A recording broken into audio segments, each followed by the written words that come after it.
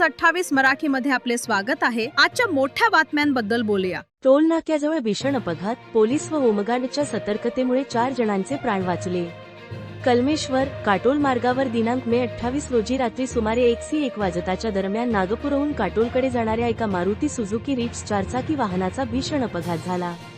वाहन चालकाने मद्यप्राशन केल्याचा प्राथमिक अंदाज व्यक्त करण्यात येत असून गाडीवरील नियंत्रण सुटल्याने वाहन भरधाव वेगात रस्त्यालगतच्या झाडावर जाऊन आदळले। अपघातानंतर वाहनाला भीषण आग लागली। सदरवेळी ट्रॅफिक पोलीस दलातील पोलीस कॉन्स्टेबल मारुती गदडे व सैनिक शाहरुख पठाण हे परिसरात पेट्रोलिंग करत होते।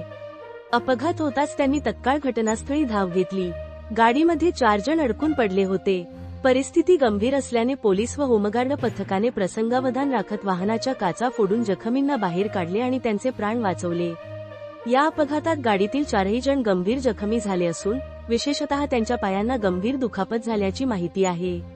जखमींना तातडीने उपचारासाठी नागपूर मेडिकल रुग्णालयात रवाना करण्यात आले। घटनास्थळी काटोल टोल नाक्यावर कार्यरत होमगार्ड व पोलीस पथकानेही मदतकार्य करत महत्त्वाची भूमिका बजावली। पोलिसांच्या तत्परतेमुळे मोठी जीवितहानी टळली असून परिसरात त्यांच्या कार्याचे कौतुक केले जात आहे।